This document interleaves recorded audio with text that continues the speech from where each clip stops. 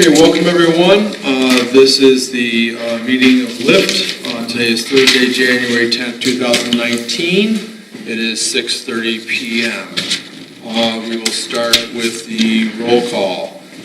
Carol Breziak. Here. Cindy Christensen. Here. Jason Henderson. Here. William Hopping. Here. Joseph Areno. Here. Jack Reinchecking. Here. Kevin Seiler is present. The next is the agenda. I am asking a request to make an adjustment. Colleen, Wendy's been out, so Colleen did this. The election of officers should be moved up to the next agenda item. So if I could have a motion to amend our agenda to reflect that, I'd appreciate it. I move item number 8, new business election of officers, up under roll call number 2. Second. Any discussion? All those in favor signify by saying aye. Aye. Any opposed? Motion carries. Excuse me, Ken. Yes. I had also sent an email to Colleen. It looks like it didn't get incorporated in here. We are legally bound by the open meetings law at the first meeting of every year to take action to where we're going to publicly notice all of our meetings. And I think we should add it to the agenda so that we're in compliance with the law. If we do add it, we cannot vote on that. It will be the agenda item for next meeting. I did not add that because I was not aware until Colleen brought it to my attention that we should add that to the agenda, so I was not able to prepare for it. I have forwarded that to Steve. We will have the proper documentation in place to do that on the next meeting, and Steve's assured me we are not in violation by holding it until February. This does happen on occasion. The statutes envision it be the first meeting, but there's no penalty for it failing to be. We just need to get it done. So it'll be on the next We did not do it last year. I know we didn't do it last year. And we will have it done. But we will do it next. It will be an agenda item for our next meeting. Yes. So, okay. All right, at this point, we are going to go into the election of officers, and the first one is the electing of chair. I am going to turn the meeting over to Mr. Kemp, and he will handle that nomination and election process for us. Members of the board, as the staff member here tonight, traditionally in Middleton, when the boards elect the officers, the staff will conduct the meeting. So for this very limited purpose, I will conduct your meeting.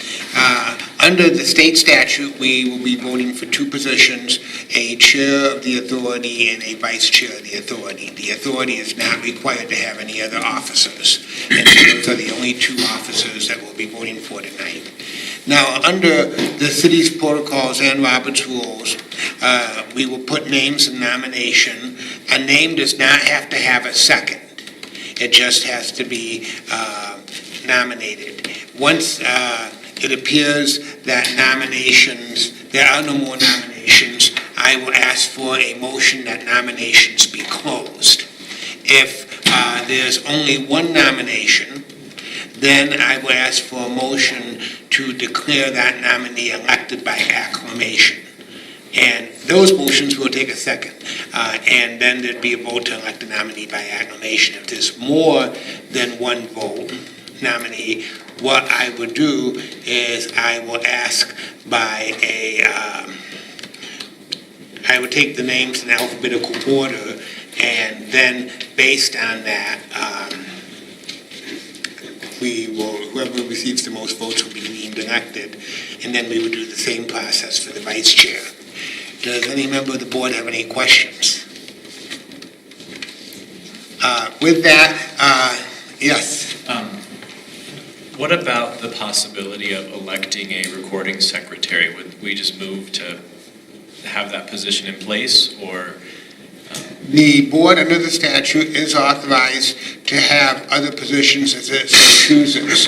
What my recommendation would be, if that's something that the board would wish to do, I would recommend that we add an agenda item to the next agenda to amend the bylaws to provide for a recording secretary.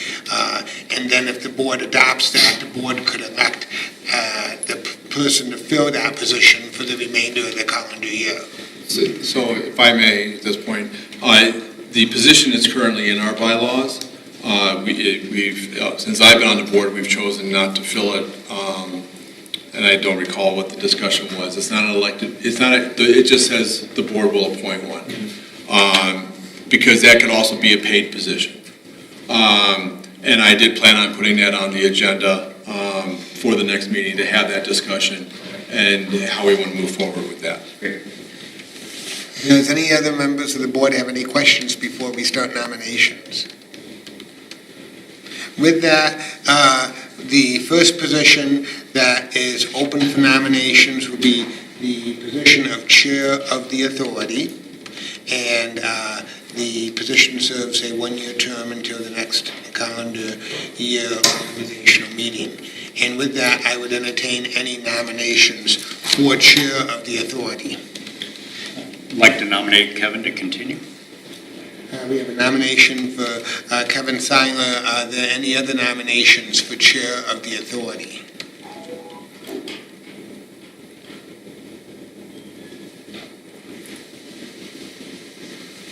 Is there a motion to close nominations for Chair of the Authority? Oh, sorry. Motion by Member Hopping and seconded by Member Henderson to close nominations. All those, any discussion on the motion? All those in favor of the motion to close nominations, say aye. Aye. Opposed? The ayes have it. Is there a motion to declare Kevin Seiler elected by acclamation as Chair of the Authority for the 2019 year? I'll move to declare Kevin Seiler Chairman by acclamation. Is there a second? Second. Motion by Board Member Henderson and seconded by Member Christensen. Any discussion? All those in favor say aye. Aye. Opposed? The ayes have it. We now have a position of Vice Chair of the Authority for a one-year term for the year 2019 for nominations. Are there any nominations for the position of Vice Chair of the Middleton Investment Mall Urban Renewal Authority? I would like to nominate Cindy Christensen. Is there any other nominations for Vice Chair of the Authority? I'd like to nominate Mike Brisek. Any other nominations? Is there a motion that nominations be closed? So moved. Is there a second? Second. A motion by Board Member Seiler and a second by Board Member Henderson that nominations be closed. Is there any discussion? Are those in favor of closing nominations say aye. Aye. Opposed? The ayes have it. We now will go to a vote on each of the nominees in alphabetical order. And what I would do is I will mention the first nominee in the city protocols, and this board is certainly free to follow that, choose not to. The city, before it actually takes the vote, will ask each nominee if they have anything to say. And I'm going to look at the upcoming chair. Do you want to let the nominees have an opportunity? I feel it'd be appropriate to have that each individual that's in a position speak upon why they should be selected. Well, with that, then, again, I'm going to take this in alphabetical order and ask Board Member Rizak to provide her comments, and then I will ask the same of Board Member Christensen.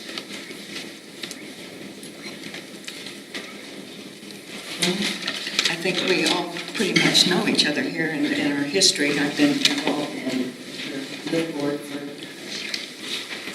this is the third year, second year, don't even know how many months I've served on this board, but I've certainly been in attendance of all the LIFT meetings since LIFT started to be activated again back in 5 years ago. I stay very active and involved in the community and what's going on with the renewal law at the state level. Testify at hearings when there's something, a stakeholders meeting that's important to urban renewal and to citizens.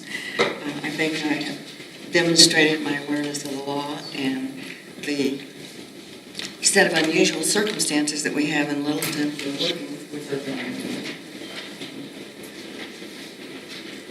I'd like to see us get a little bit more involved in what it is that we can do and should do and get going and doing it. I think we've made some progress this year, but I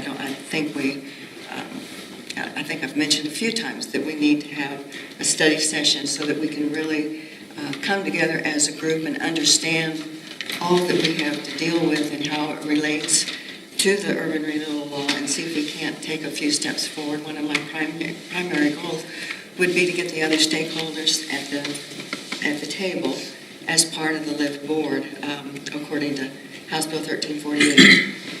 I think it's important to, in particular, to get Arapahoe County at the table with us, since they're the ones that have most issues with urban renewal in Littleton. So that my goal would be to really go over the unusual circumstances so that we understand we all have the same understanding of what it entails and to get 1348 established within our own board.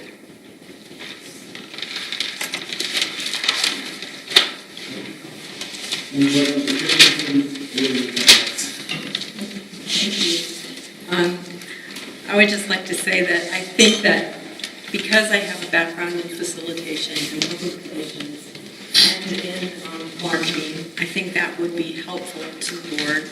And so in my vice chairman role, and I think that if I ever had to sit in for the chairman, I think that would be extremely helpful also.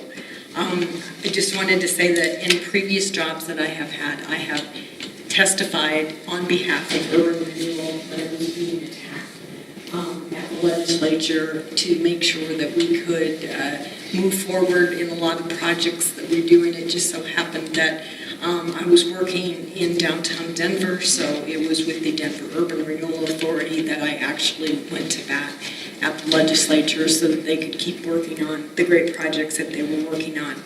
So now that I have been on the LIFT board for a year, I can understand exactly what we can take a look at, what types of projects we should be thinking about, and I'd like to see this board kind of think outside the box and take a look at what obviously we can do under the urban renewal laws, but at the same time start looking at some things like I think that when we had people come from when Maureen came and she was talking about some of the things they did, they even did things on streetscaping level and that type of thing. And as the city moves forward with doing like a Bellevue corridor and that type of thing, I'd like to have us take a look at what types of things could the LIFT board get involved in that would be beneficial to the city of Littleton. At the same time,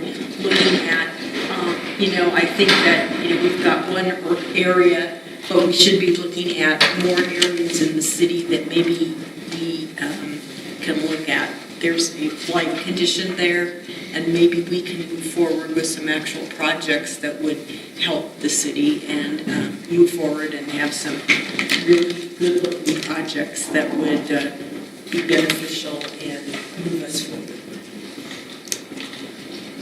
Okay, members of the board, what I would do is now I will start with Board Member Rychecki, and I will ask for votes for the first candidate. If you are voting for the first candidate, please indicate by saying aye. If you're not voting for the first candidate, say nothing. And then I will go all the way around, and then I will proceed with the second candidate. And then I will total the votes. Are there any questions? Who's the first candidate? The first candidate will be in alphabetical order. It will be Board Member Breziak. Okay. Commissioner Rychecki. Aye. Commissioner Orino. Aye. Commissioner Breziak. Aye. Board Member Seiler. Board Member Christensen. Board Member Henderson. Board Member Hopping. The next candidate is Board Member Christensen, Board Member Rychecki, Board Member Reno, Board Member Breezat, Board Member Seiler, Aye. Board Member Christensen, Board Member Henderson, Board Member Hopping. Aye. The tabulation shows that Board Member Christensen received 4 votes for Vice Chair, Board Member Breezak received 3 votes for Vice Chair for the 2019 meeting, and normally these commence at the, we changed nameplates and stuff at the next meeting, so we will be doing that appropriately for the next meeting, and Board Member Christensen will be the Vice Chair. And with that, Mr. Chair, I relinquish the meeting back to you. Thank you, and thank you, Board, for your overwhelming support on me continuing and helping us guide us through this process and what we're working on next year. Mr. Chairman? Yes. I just wanted to say thank you to Carol for the extraordinarily hard work that you've done over the past year and the dedication that you've clearly brought to this role. The fact that we change officers in no way demeans that, and I just wanted to share that. I'm sure that is felt by the board. Thanks, Jason, that's very nice. Thank you. So next thing is the minutes. You each in your packets have the minutes from our last meeting. Is there a motion to accept those minutes?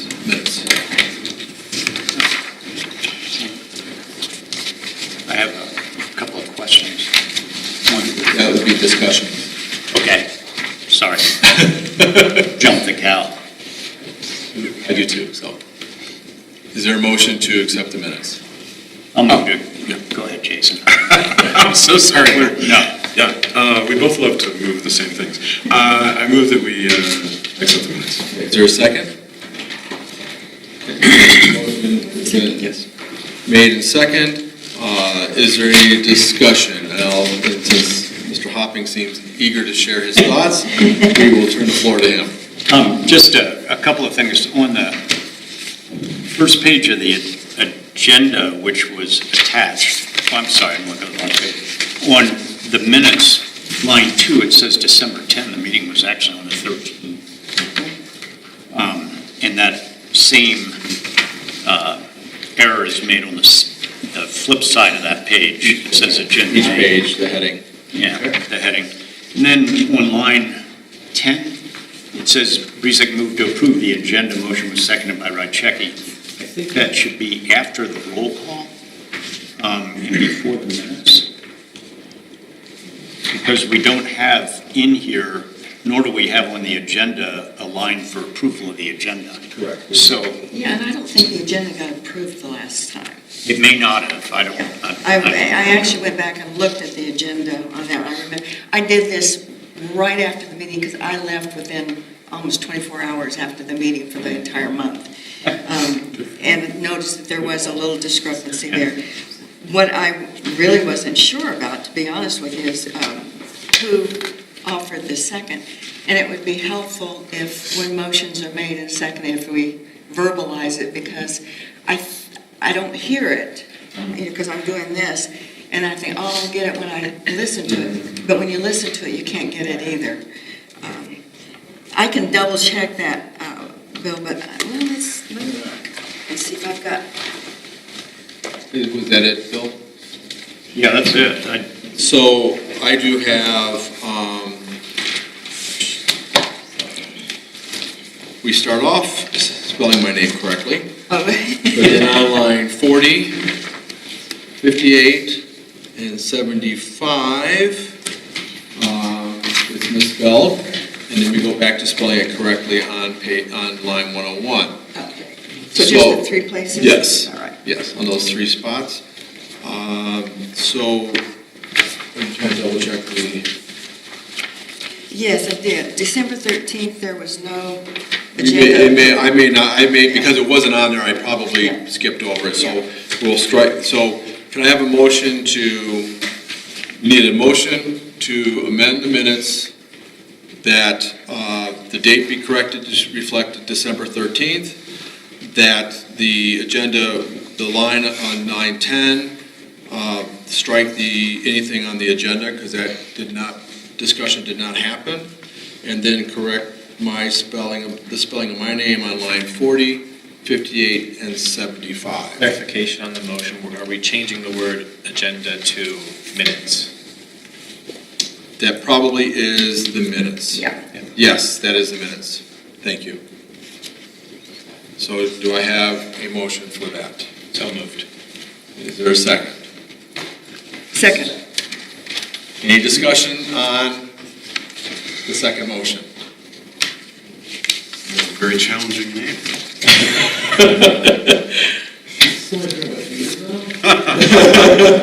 And So- Mr. Chair, for the minutes, it does help if, when we have a motion like this, that it indicate the motion was made by Board Member Reno, seconded by Board Member Henderson.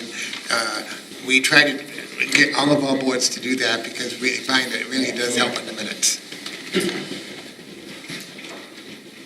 So it was moved by Board Member Reno, second by Board Member Henderson. Actually, I think it was Mr. Hopping this time. Actually, it was me. It was Breezak, I'm sorry. People Board get Member Carol and me Henderson. confused Okay. all the time. So any discussion on the second motion?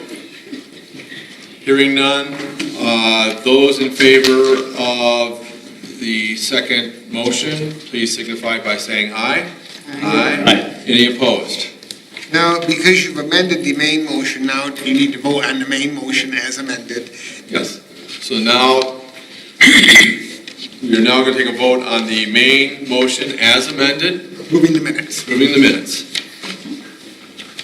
So moved. All those in favor? No, we already have it. We don't have to do another motion. Just a vote. We just have to vote. Just a vote. Yes. All those in favor signify by saying aye. Aye. Any opposed? Motion carries 6-0. Okay. The next thing in our agenda is public comment. Again, we invite members of our citizens that are in attendance to step forward and make any comments they wish. Please start off by saying your name for the record, and please limit your comments to 3 minutes. Does anybody wish to come forward? Yes, Pam. My name is Pam Chapman. I live a block and a half from here in District 1, and my comment is actually about the minutes and the agenda.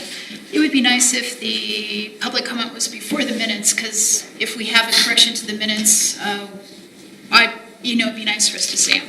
And I'm gonna say for the record, even though it's too late to change the minutes, that my public comments in the minutes for December 13th on line 114, 115 says that the streets and the streetscape are not in the Columbine urban renewal area, and maybe it's not appropriate for lift.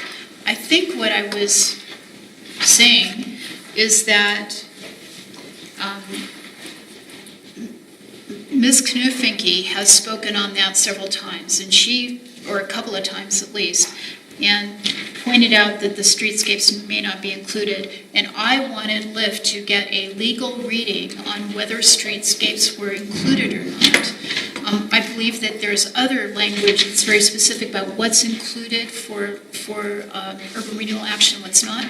I'm not a lawyer, so it doesn't matter what I think. I asked that Lyft get a legal opinion, read the plan, and find out whether streetscapes are included or not. So that's, I think, what I said, and that's what's needed. And so I would have liked to have that change made in the minutes, and would have liked the opportunity to have said that before the vote. Secondarily, I'm going to say, again, for the record, just because I'm up here, that I'm not for an activist urban renewal in Littleton. We don't have blight everywhere. And the kind of aggressive urban renewal that was practiced by some other cities is not appropriate for Littleton. Some people's definition of moving forward is not the same as other people's. And the character of the community is very important in Littleton. We inherited a certain kind of zoning and land use, and it has created a certain kind of community, and people love it. And it is different than other areas, and it gives people an option when they're looking for somewhere to live. I don't want us to look like everywhere else, especially with the kind of building that's happening now. So I'm going to say it for the record, I'm not for an aggressive urban renewal plan in Littleton. Thanks very much. Thank you very much. Anyone else wish to come forward?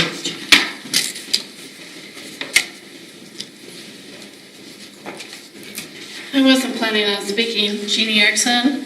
I live in District 1. And I just wanted to say that my public comments are correct. No one misspelled my name. No one misquoted me. But I would also like to say that Carol Breezak's name has been mispronounced by many people on this board ever since I've been coming. It is Breezak. It's not Breeziak. It's Breezak. Thank you. Thank you. Anyone else wish to come forward? Okay, at this time we'll close public comment. We do not have a financial report. Tiffany is out this week for a family issue, so we'll have that next meeting.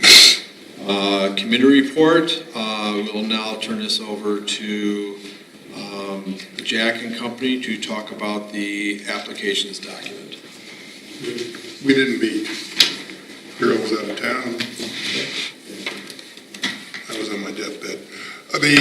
However, I did check the emails to see if I got any comments from anybody, and I received nothing. In your package, which I asked Colleen to provide, is a numbered final offering. However, when I did the defined terms, I'm not an attorney, so I did not probably use Black's Law Dictionary to come up with the terminology. So we could use some help with that. And I would just ask the rest of the board, provide some comments. I mean, this is a big document to go through here, line item by line item, and I don't want to waste our time or the public's time or anything else. But spend an hour, go through it, send me an email via the Littleton internet service that we have. I'll get to them. And we'll get to them as a committee. But there's no reason for the committee to meet because we're just talking to ourselves unless we get some additional input. Does that seem fair? I believe that's very fair.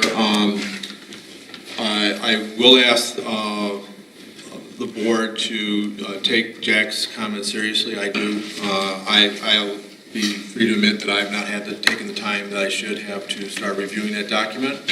I'll make that commitment because at our next meeting, I would like to have, if there are some changes we need to make, to have some meaningful discussions to move this to closure, either the next meeting or the following. We've been dealing with this for a few months now. I think it's time that we get this off our agenda and move forward with other pressing issues. Yeah, because there's some key things in here, and the questions that I asked on our behalf last month that you have a copy of still, hopefully, addresses some of those. I mean, who's going to do some of this stuff? Do I have the dollar amounts right? And now, are the definitions correct? Is the language consistent throughout? Those are things that are very pressing, and I would appreciate, on behalf of our committee, feedback. Mr. Kemp, would you reviewing this document be a conflict of interest for you? I would be happy to review the application, and what I'll do is I will review the application and submit an attorney-client memorandum to all the board members. Appreciate it. Thank you. Anything else? Here. Do we want to set a date for comments? I think people tend to work toward deadlines. I think that's a good idea. In fairness to Jack, that I think our next meeting is February Don't say 14th. It is the 14th. Do you expect people to appear on that? What's so special about that day? Will you be sleeping on the couch if you don't do It's a something? Catholic mass. It's a, I have no idea. No, actually, I was going to ask, since we've broached the subject, is it possible that we could possibly move the date to something off of Valentine's Day? Is that crazy? If it's crazy, then don't let me derail you. I mean, Are you going to end up in divorce court if we don't? For 25 years, nothing as unsettling as at this point.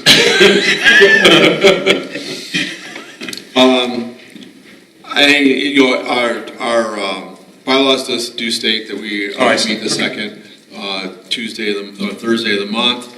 Although we could cancel that meeting and reschedule it. The problem is I have to find out if this room is available, when it would be available on another day. We can always, you know what, I apologize. We will try to keep it a short meeting for you. But we do have, I was going to say, don't we have an attorney? I'm sorry, we do have a study session immediately following that session with the next firm. So if you do need a divorce, the attorney will be here. I've already got 2 in my house, so it's all right. So if we could have comments to Jack by by midnight, February 4th. That gives him 8 or 9, 10 days to digest it and cook it down into a document. And coordinate with the other 2. Is that enough time for the 3 of you to get together? I haven't seen I haven't looked for him, but if the 3 of you are meeting, I hope you are making the. Absolutely. Okay, I just throw that out there. just Carol on our committee, so it's. I don't want to assume anything, so I'm just doing my due diligence to make sure that we're being fine here. Okay, thank you. All right, so everyone should make a commitment to review this by February 4th and have those comments forwarded to Jack so he can share them with his other 2 subcommittee meetings and then members, and then they can put that into a formal document for us to review on the 14th for possible adoption. Okay? Excellent. All right, thank you. That moves us to the next thing of public comment. Does anybody wish to come forward?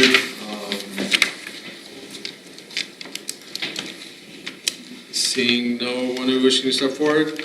All right, thank you. At this point, any other thing to come up at this time? Okay. At this time, I will adjourn our regular meeting, and we will then go into our study session to interview a law firm for legal representation. Do I have a motion for adjournment? So moved. Second? Second. Moved by Board Member Henderson and second by Board Member Christensen to adjourn our regular meeting, go into study session. Any discussion? All those in favor signify by saying aye. Aye. Any opposed? Motion carries 6-0. Thank you. Are we good to go straight into study session? Do we need a couple minutes to? We're good? Okay. I will turn this over to Joe to do the introductions, and Joe has shared with us the questions that we're going to ask this firm. I think you all got them ahead of time. We can do round robin or just, it doesn't matter, just to ask the questions. So just by way of reminding everybody how this works, I will start with the questions, but every board member is free to interject and ask any question as time goes on, even if it's on this list. I don't have a monopoly of these questions. We did add a 9th question that I got from Carol when I submitted the questions. We have 2 firms that we are be interviewing. One is represented here tonight. The other is Doug Woodland, who is a sole practitioner, so not a part of a larger firm. Tonight we have Hamri, Rodriguez, Ostrander, and Dingus. Okay. It is a firm that's very well known in the area, representing municipalities, handling condemnation, everything under the sun we might be involved with. They have some direct experience representing urban renewal authorities and being involved in a variety of urban renewal projects. They, along with the other attorney that we were interviewing, came highly referred by some other attorneys that I've worked with, and I've had exposure to some of their work, and it's quality and thorough. So with that, I'll just turn it over to our two guests to introduce themselves briefly, tell us a bit about yourselves, and He'll talk longer than I will. He's been around a little bit longer. I'm Don Ostrander, and I'm Rich Rodriguez. I've been with the firm now for about 10 years. Been practicing for about 25 years. I'll go a little longer and let Don chime in.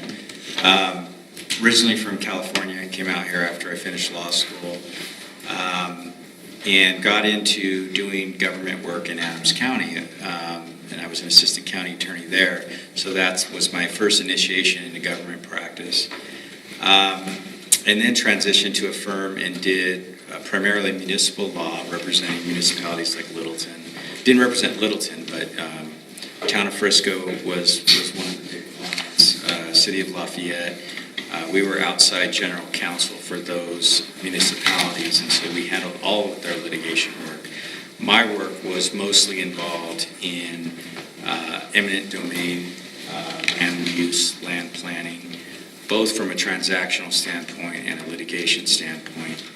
And then I came over with Don and his firm in 2008, and I've continued more litigation. We're a more litigation-focused firm, but I do still maintain a complementary transactional practice in the arena of real estate, land use, zoning, and so on and so forth. And, he and I have worked for various urban renewal authorities over the years. The most recent example that we've worked on is I helped the Aurora Urban Renewal Authority with its 9 Mile Station project. Some of you may be familiar at I-225 in Parker. It's a redevelopment project with a Coble conglomerate spearheading the mixed-use development. As part of that project, I was involved from, I don't want to say all phases, but I was involved from the phases of somewhat beginning to end, helping the authority through issues with its redevelopment agreement with the master developer, helping the authority through issues with respect to adoption of its urban renewal projects and urban renewal plans. And then in that particular project, we did have a few acquisitions where the authority could not acquire the properties consensually, and so we did have 2 cases we ended up litigating, and actually Mr. Woodland was on the other side of both of those, so you can ask him about those cases, but that's a little snapshot for me. I got my start in the Attorney General's office representing CDOT, moved into private practice, and I've been involved in almost all of the major acquisitions in the Denver metro area. You're probably familiar with them. E470, T-Rex, the baseball stadium, all the fast tracks projects as well. We probably pretty cutting edge with E470 because I had to put my name on like $600 million worth of bonds with the underwriter saying that I would be able to acquire all of the property on time. So I didn't have anywhere near $600 million to pay that back if I was wrong.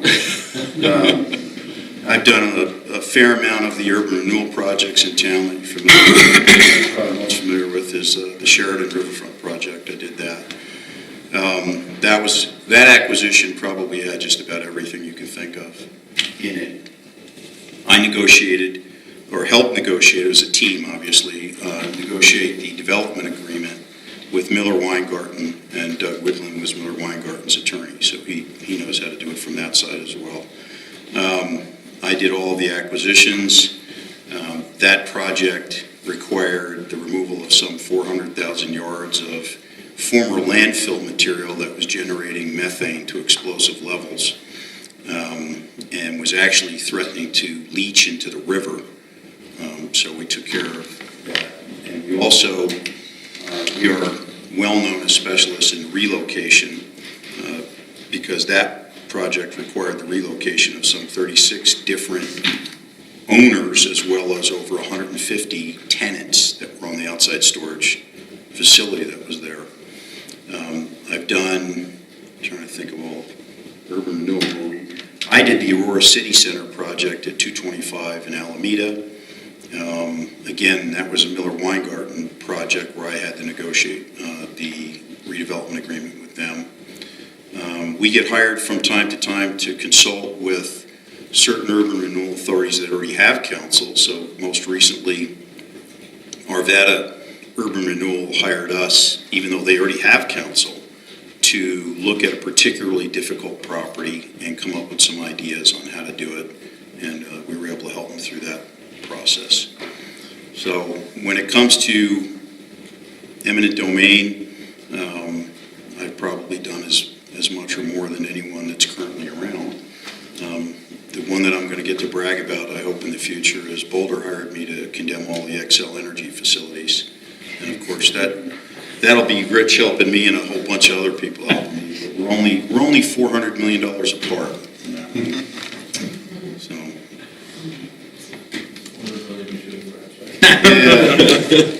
Well, if you've dealt with Xcel Energy, you know that's a moving target too. So what, broadly speaking, role does urban renewal play in development, from your experience and what you see? I think that the Riverfront project is just a classic where it was needed. The Sheridan Riverfront? Yeah, that was a classic because there was literally people who got injured by exploding methane. Kids threw firecrackers down some of those vents and they exploded and hurt them. And it was threatening to leach into the river, so it had not just a local, but a much larger regional concern that it was causing. And yet we got challenged on just about every issue. I don't think that there was any doubt that urban renewal was the only way that those problems were going to get taken care of because there was no single owner within that ownership group that could afford the kind of cleanup, nor would any developer take on the responsibility without some kind of government unity helping them through the process. And so that's just a classic example of where it should occur. There are a lot of other examples. The Aurora City Center was 26 different owners, all 5-acre and 10-acre parcels, and nobody could agree on any kind of assemblage of ground or infrastructure. So you had a circumstance there where a house burned down and no one responded to the 911 calls because nobody knew whose fire protection district it was in. That's how disorganized, I guess, that was. And so urban renewal there was necessary to help along the development because the city desired a certain appearance and a certain level of infrastructure that without some public contribution, it wouldn't have happened. Yeah, and I would look at it from a little bit broader perspective in the sense that I think every urban renewal authority is a little bit different. I think some urban renewal authorities operate in the classic model where they view their function as we develop a project, we go to city council with a plan for that project, we get it approved, we get it in compliance with the master plan for the city, and that's really what we do. And then you have other urban renewal authorities who are disinclined to do that, but they want to do other things, such as we want to work with the city's planning staff because we really want to focus on changes to the zoning code or changes to the regulatory framework, which will provide easier avenues for development to occur in the city. And then you have yet other urban renewal authorities who want to focus more on just voluntary rehabilitation and focus their efforts on that. So I don't think there's a one-size-fits-all. I think it just depends on the particular policy of that particular authority because, your authority, as you probably already know, under the statute is fairly broad. So you actually can do quite a few things with the development community. It's all just what your your desire is from a policy standpoint. Maybe without naming any names or giving very specific examples, but can you think of any instances of urban renewal being used either inappropriately or irresponsibly or ineffectively? Yeah.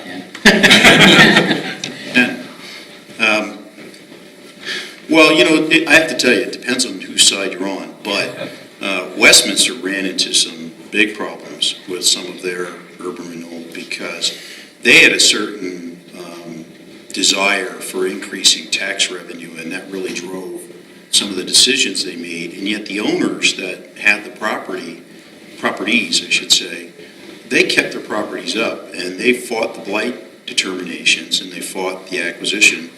And then the other one was, and I was unfortunately on Arvada's side on this one years ago, where Arvada didn't update a blight study because they were tripping and falling all over themselves to get a Walmart into an area where there was a lake. They were literally going to fill in a lake, and they got,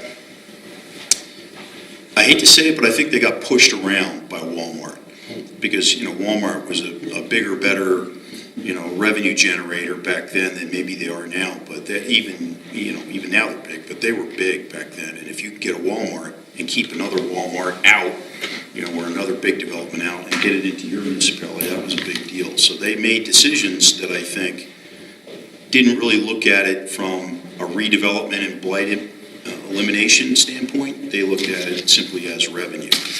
And it worked out. The one that I will always remember, and I will keep the municipality nameless, it's in the North Metro area, and the issue has since been resolved through legislative changes to the Urban Renewal Act. But the issue in that case was, the question is with the authority and city council making blight determinations on property that is essentially agricultural property or open space.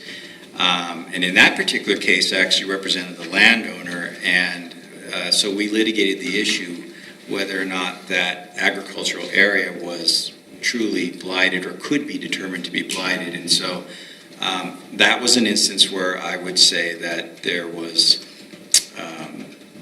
allegedly abuse by the Urban Renewal Authority in some of its decisions. How familiar are you with Littleton and the history here of urban development, some of the things that have gone on in the past? I'm very familiar with it. When you did your riverfront project, I was actually representing several of the landowners. And none of them contested, by the way, your efforts. They didn't contest the formation of the authority. They did contest the valuations that were applied to the properties. But we watched, it's just unfortunate that you hit it at the wrong economic time. We watched that thing get built, and all of these landowners have their properties taken away, and then the whole thing failed, basically. As I recall, in that time period, and I think it was the mid-'80s to late '80s, everything failed. I mean, everything was going down the tubes. But that one in particular stood out because it was such a grand effort by Littleton, and then it didn't succeed. I represented, I don't know if you remember the trailer park that was there. Yeah. Took to the flint. And some of the other smaller ones. And I am aware that, I guess, in the relatively recent future, that there were some propositions or referendums that were approved that either curtailed or limited some of the rights of the authority. I assume they're still in effect. Charter amendments, so on and so forth. So I did not follow it closely, but I think you didn't have to. It was in the news quite a bit. So I do have some familiarity with that. So that does pose some challenges to you as an authority that many other authorities do not have, but that is the state of your authority. And you also had a project, it's really not urban renewal, but when you lowered the railroad tracks through town, and I was involved in that one, and that had the best name for a project ever. It was called Compression. built-in depression. Rest the railroad tracks through marketing. We have drugs for that now. We've been talking about urban renewal in general, but I have some specific concerns about how you can help us. 'Cause I look at the nuts and bolts. We're going to be asking project developers to give us confidential information. So number one, how can you help us make sure that that is confidential information? Number two, if we decide to issue bonds, we're going to have bond counsel. However, they're not going to give us everything that we need. How can you help us with the interface with bond counsel? I would start with the second one first. I've had to negotiate with bond counsel. Almost every part of usually a team of people that reviews and negotiates whatever it is that you're going to get out of that. And so I'm pretty familiar with the attorneys in town and the bond people in town. I assume it's going to be a competitive process, and you're going to look at it separately. As far as ensuring that the information you get is confidential, it's usually what we're asked to do is to ensure that the information you receive is kept confidential, and whatever you share with them is kept confidential. I don't know that I've ever been asked to ensure that what you actually are receiving is confidential information. Perhaps the question was not properly worded, but that's what I'm driving at. Yeah, Once we receive something, how can you help us ensure that it is kept confidential and that we do take the proper steps in case something leaks out, that we've reduced our liability or mitigated our liability on that? We have, I wouldn't call them boilerplate because everyone's a little bit different, but we have confidentiality agreements that have provisions, punitive provisions in it if somebody violates things. We also have protocols that we set up, but it would require that you implement to keep things confidential. A lot of it simply is that documents are not transmitted by email because they can be sent electronically. And a lot of it is that documents in written form are kept without being copied, and they're only kept for review, and they're only kept in two places. My office, as an attorney, we have a lot of ways that we keep things confidential, and usually, somebody that's tasked with doing that for your group, so that if you in particular wanted to review something, you would have to go to Joe, for example, and say, I want to review this document or this paragraph in this document, and he provides you a copy. At least that's the way I'm kind of old school. I'm getting a little up there in years. But I firmly believe that you keep things from being electronic, otherwise they're out there, and they're potentially out there for anybody. So to reiterate, the interface with bond counsel, you can help us with a competitive bid situation with them. You understand there's only about 2 or 3 of them that really do this stuff, but yes, we can. I understand, and they charge through very handsome rates. Yes, they do. And we've negotiated them down, for example, by getting them interested.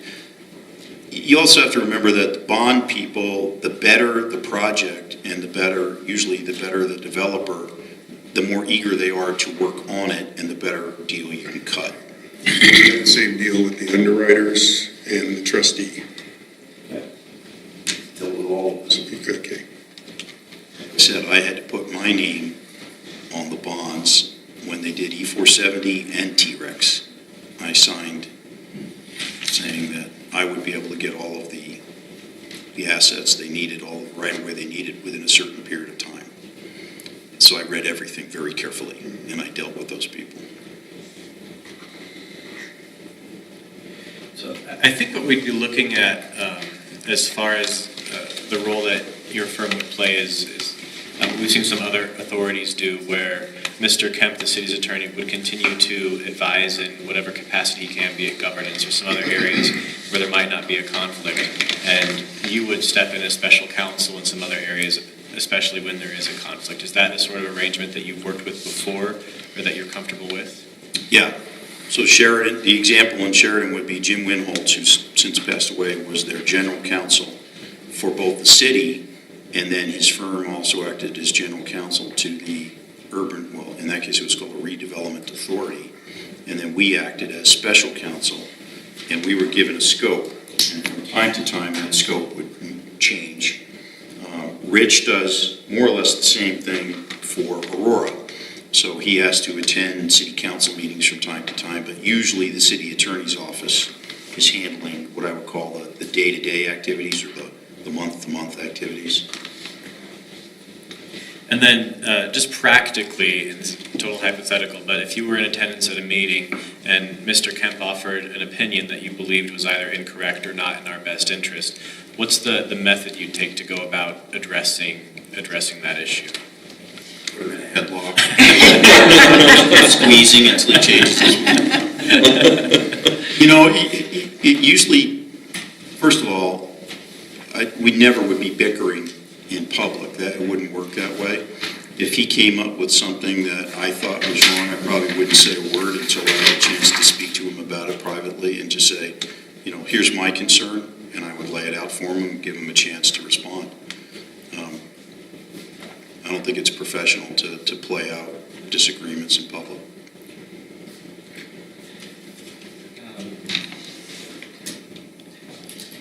So I forgot to mention this packet. I have the first 2 or 3 sheets. They're taken straight from the website, which you have access to. The last page is taken from their standard fee agreement, so you can see the basic terms of payment and fees. So on that note, what kind of strategies or methods do you guys use to make sure that you're being cost effective for your clients when it comes to handling fees and work? Well, we know what we're doing. That's the most cost-effective thing. So we're not inventing the wheel. But we do employ, we have 6 attorneys in our office who do eminent domain and urban renewal work. So, and Rich and I are at the high end of the scale. If we think there are tasks that can be done by others that are lower, we just give them the task to do it. And on that note, I mean, every client is different. Some clients only want us to appear, only want us to advise, only want us to represent, and that's fine.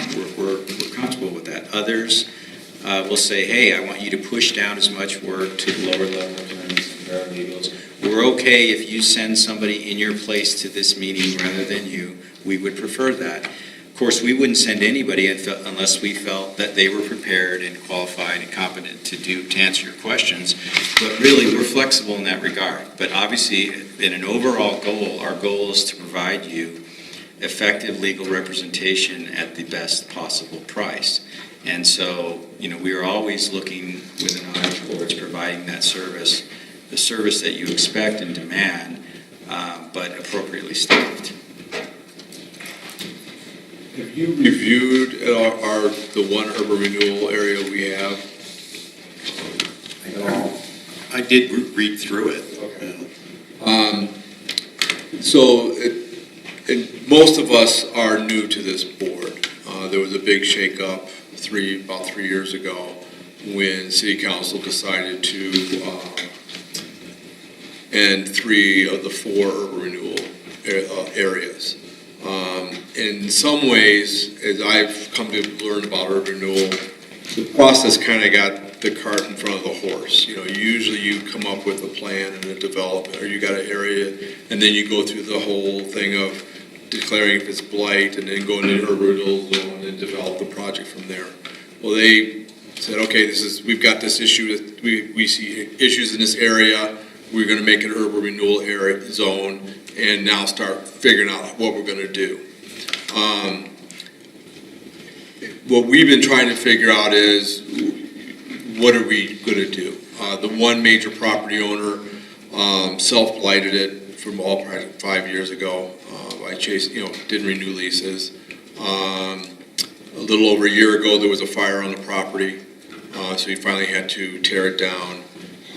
So that's an improvement over what it was. And we're still, he hasn't come forward. And so we've been exploring other things, like things that Golden did with matching grants, or the city's looking at doing a master plan for the Bellevue corridor, and if streetscapes or something of that type of infrastructure is appropriate that they want to do, is partnering with those and implementing those type of things. eminent domain and condemnations are kind of two words that I think all of us are steering clear of, because that's nothing that's in our vision for that. For the most part, I think most of us want to do, see whatever we can do to improve the area, improve the properties and the property values and the environment that that neighborhood is in. You know, it's been suffering for a while because of this one main property owner, and we'd like to see that change. So a lot of what it is we look at these other avenues of what we can do, when we start having those discussions, we don't want you to litigate anything for us, and we're looking for you to keep us out of the courtroom. I think that's all of our goals, and if we do come up with projects that they are much more successful than what Littleton historically has experienced. You know, there are still quite a few people around that were here during that. I was not. I wasn't even in the state. But that is still a sore point with a fair amount of the people who still reside here in the city. Are you comfortable with that role? I mean, we're not looking for somebody to go marching into a courtroom and condemning property and stuff like that. He is, I'm just a pastor.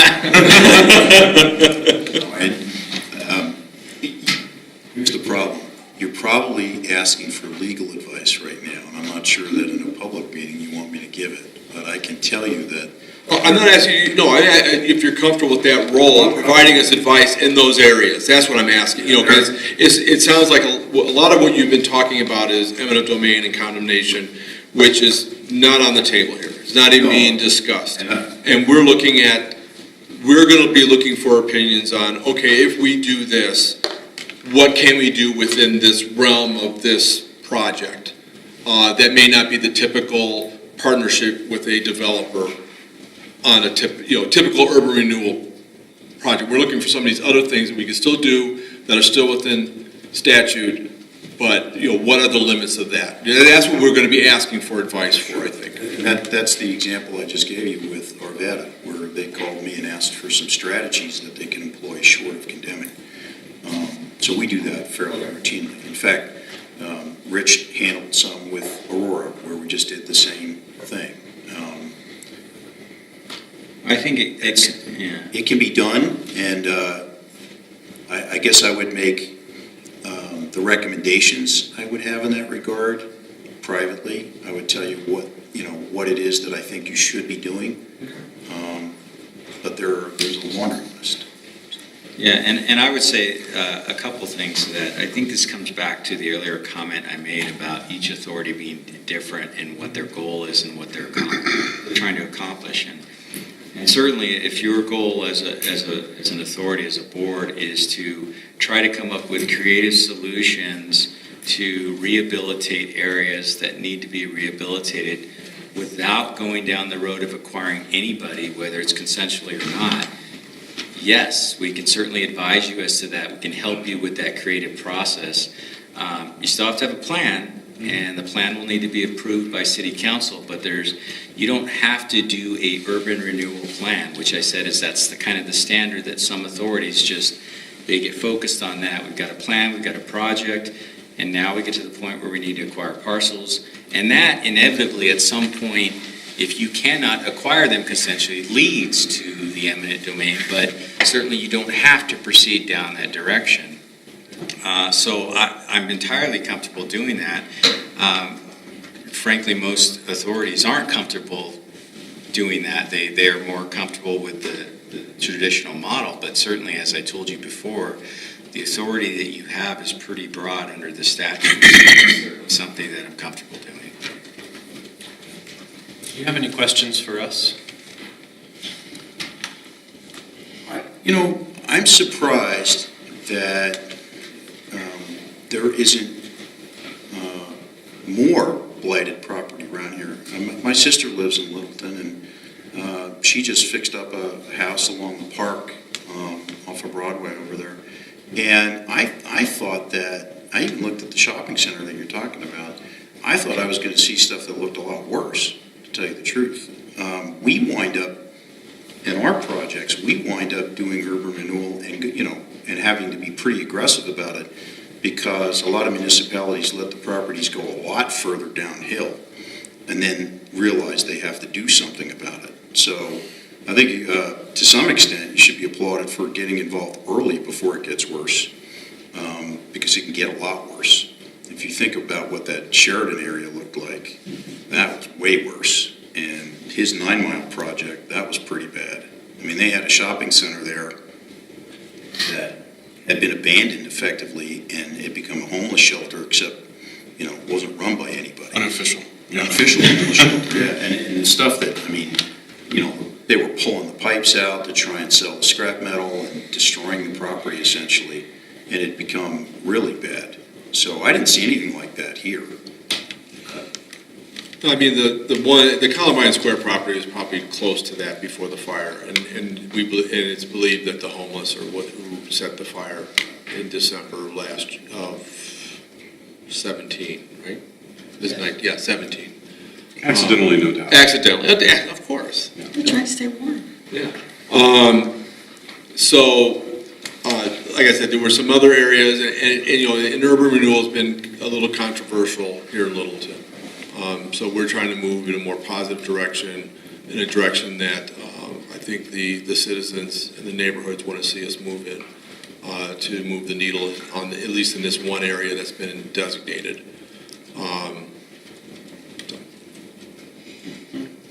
Who do you deal with? Who is the owner of that property? Carl Chang, out of California. Yeah, he's out of California. But he's going to redevelop without urban renewal. That's what his current position is. Well, most developers, if they're smart, use urban renewal.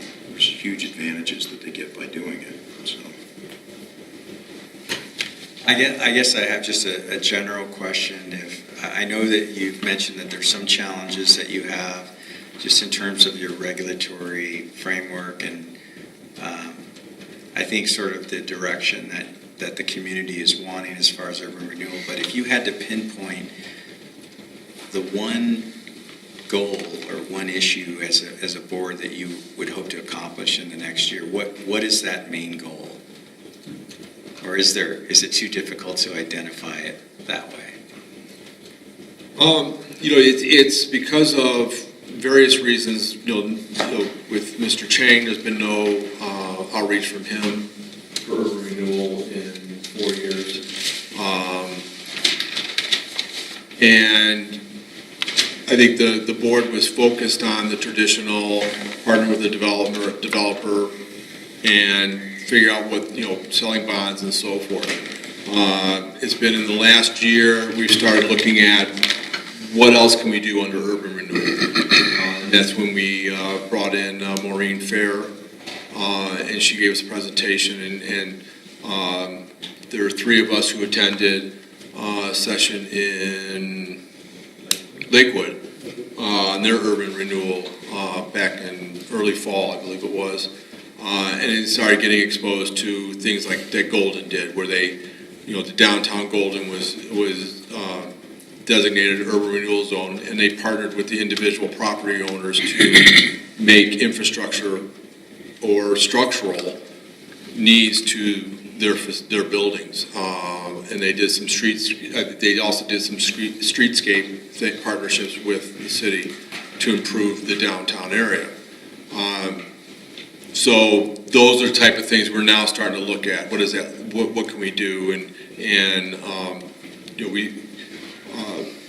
we will be meeting with City Council in the next month or two, and to find out where they want to see us go also, because they're now looking at a possible master planning for the Bellevue corridor, which might include some streetscape improvements that we can partner with them to do.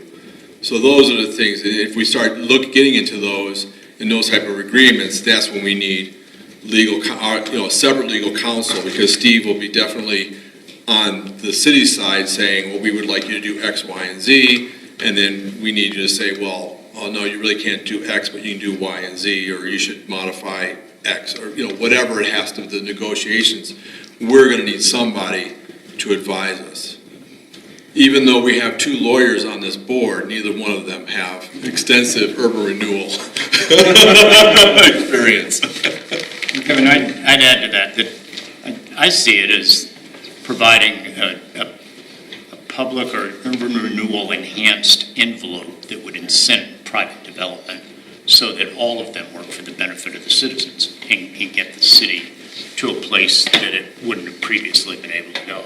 So did Maureen mention the property that, she's with Arvada now, right? Yes. Did she mention the property that we had that was so sticky up there, that we were trying to work on? It was a gas station on 72nd that there was, the Urban Renewal Authority owned everything around it, but it was the hard corner.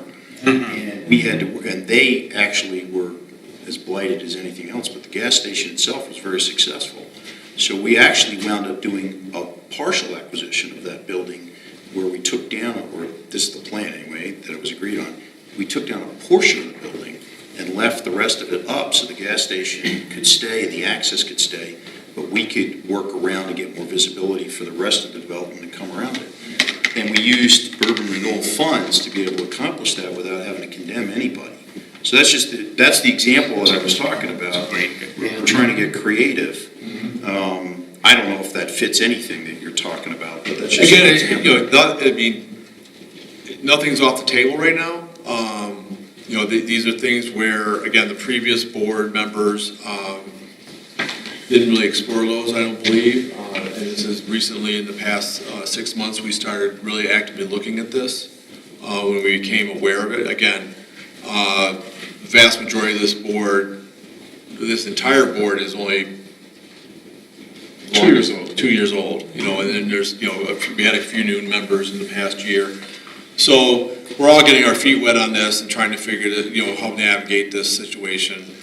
We did have the previous board had an executive director that they had fired. I think I could say that, right? They were released from his contractual obligation, I should probably say. But anyway, so there's been a lot of turmoil, and I think a lot of it's settled. I think it's still under the surface depending on what we do. So we are, again, in the early phases of exploring what our options are. Having a firm partner with us that we can have some frank discussions with on how far we can go. And it sounds like your firm has a pretty wide knowledge base that may be able to help us in some of these areas as we explore them. Well, you probably have figured out the biggest problem you have right now is you don't have a motivated and cooperative landowner. For me, we have an urban renewal plan that was written without a project. We're collecting increment, we don't have anything to spend it on. We have debt to the city. We have moral obligation to the community. There were moral commitments made to the citizens that have not been followed through. I believe the legal description within our urban renewal plan is incorrect because there was modifications made that did not change the legal description. My first goal would be to really go over the urban renewal plan and clarify so that we know where the boundary is. My recollection is it stops at the sidewalk, it doesn't go into the street. But without good legal advice, I don't know what the right answer is. And we have, the language in the plan says that if there's a discrepancy in the language of the plan and the legal description, that the legal description is what guides the plan. So we need to sort it out as a first step, in my opinion, and then find out what opportunities there are, and then how does that get financed? If I may, Mr. Chairman. Yes. I honestly, on a more heartfelt level, I think my goal as a part of this board is to restore the faith of this community in the concept of urban renewal as one of many things in the portfolio of the city. That's a faith that's been greatly shaken, and the community needs to be able to trust us that we're out to serve them, and And that will only happen if we responsibly do this work and actually see it through and actually prove that there's a reason why these tools exist. You know, they exist for a reason, and we just have to prove that. And so that's where all this comes from, you know, and it's very hard because of the tremendous scarring damage that has just happened over generations now. But that's it. Mr. Chair, a couple of things that they may find interesting. The city is in the throes of starting a major comprehensive plan process. We are actually, Vision Middleton, we are actually doing a full-scale comprehensive plan with multiple elements and developing the first future land use map in the history of the city, which, as well as looking at elements such as urban development, economic development, housing, and a number of things that impact on urban renewal. The City Council just adopted in the last couple of months the Bellevue Corridor Vision, which this project is located within, Columbine Square is located within that vision area, setting forth a series of standards, and it's about to start the second phase of that and looking at an implementation plan, as well as looking at a number of corridor area plans. So there's a lot of underlying land use planning going on here that is really going to, I think, change both the face of the community and how we look at different types of urban redevelopment, because that piece has been missing, and that's the starting process for piecing that in is occurring. And that's exactly an area where you can exercise that creative bent and get involved in that as the authority, because you clearly have an interest in making sure that the comprehensive plan that's adopted addresses the urban areas that you believe need to be rehabilitated. So that's a perfect example of something. So that's actually great news for you, because it gives you the opportunity as a board to provide your services to the community through that process. All I would say is if Sharon can do it, you can certainly.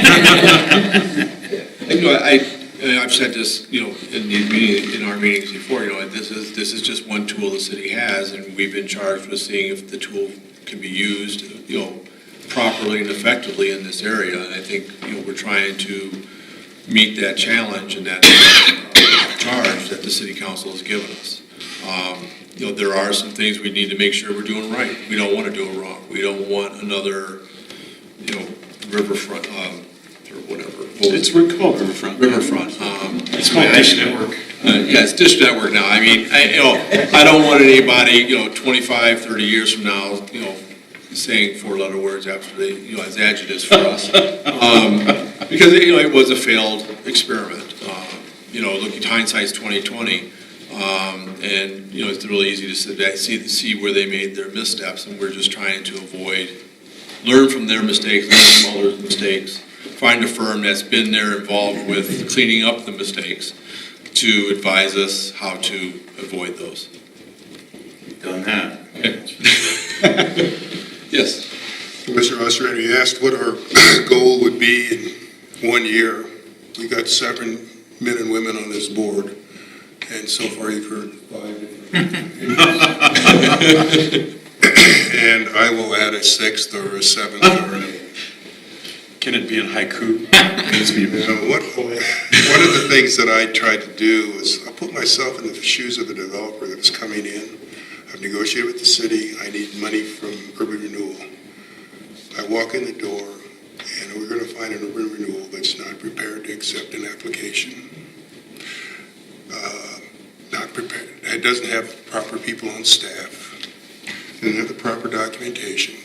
Doesn't know how to process an application. And yet we're supposed to come up with millions of dollars by magic. And within a year, I would like to see this group have proper counsel on board, have other staff that either we have retained or have them ready at hand to help us process an application, accept an application, process it, because none of the board members here are going to be, we're just going to opine or vote on what somebody else is telling us. we don't have any ties with bond counsel or anything like that. I'd like to see our documents get straightened out so that we can accept an application. I'd like to see us make sure we know what the boundaries are within the law of what we can or cannot do, because there are some blue sky things floating around out here that may be feasible, may not be. We need advice. To me, the first step is retaining counsel to help us with the boundaries. The other step is then figuring out what kind of other staff do we have to have on board. We might even have to figure out we need to hire a recording secretary. As long as Carol's willing to do it for free, but I don't believe that it is good expenditure of public funds to do it for free. And people would think, well, what do you mean? We should try to, save public money. Well, if you're in business to do business, you got to spend money. And I always look at money this way. It's either other people's money, OPM, or it's your own money, YOM. Well, would I take money out of my wallet to pay for counsel? Yes. Would I take money out of my pocket to pay for a recording secretary or a part-time director? Yes, because that's what we need to do our business. And we are not fulfilling our responsibility as the public. We aren't capable of doing our business. So that's my goal, no matter what it is, whether it's to push or pull, is to at least get our documents or bylaws squared away so that we can really assist the city upon demand. Right now, there's nothing going on, but who's to say 6 months from now we don't have something? And, Jack is correct, and that's what we've been working on. I mean, we started this lawyer process back in the summer. The first attempt didn't go as planned. It wasn't a failure. We learned things from it, but it did not have the response we wanted. And we've been working on these documents, trying, as long as doing other business we have to deal with. So, Jack does make a good point that there are some things that we're trying to get in order, so we're ready for whatever. But at the same time, looking at what are the options out there. So as we come, if we just say we get into a matching grant program, do the documents we're developing for a developer to come in and give us a project, if that were to happen. If we do a matching grant, does any part of that document or does anything we've done with that match with what we want from a property owner to come forward with what they need to share with us in order to say, yes, we want to partner with you in taking care of this issue. So, yeah. Anything else? Carol, did you want to ask your question? Actually, I think through the course of the conversation, we probably They answered answered. to Okay. what was important to me, but I strongly support Jack. I just feel like we've been spinning wheels, and we would be in real trouble if someone walked in with an application. And we need good help to sort it all out so we know what we're doing, so we don't get in trouble, and the sooner the better. Don't miss the opportunity. Correct. And I would just tell the board that we've been involved in projects from the inception, and you can go around and see some of them. And we've been involved in fact, in selecting or helping to select an executive director, for example, and populate the staff. They were bigger municipalities than you, but that we've done all of that. We liked it. One of the reasons, I'll be honest with you, one of the reasons we didn't respond to, I think, the first inquiry that came out is, quite frankly, we didn't think you were doing anything. And so we weren't interested because it looked like it was just, dormant. We're interested in attaching our names to successful projects, too. We don't like to be associated with things that go south. Yeah. I don't think anybody really does. Yeah, but, well, for us, we've been in business for a while, and we plan to be in business for a while longer. We don't want to be associated with something that's either is going to have a board that's battling with each other, or doesn't have anything they're interested in, or is just defending lawsuits all the time because they're not doing things right. So that's not what we're interested in. If you want to do a project or, get your board up and running the way it's supposed to be run first, and then consider a project, we're okay with that. That's the way it should be done. Anything else? Well, we all thank you for coming in and sharing your thoughts and answering our questions. We really appreciate your time. Thank you. Thank you. That's it.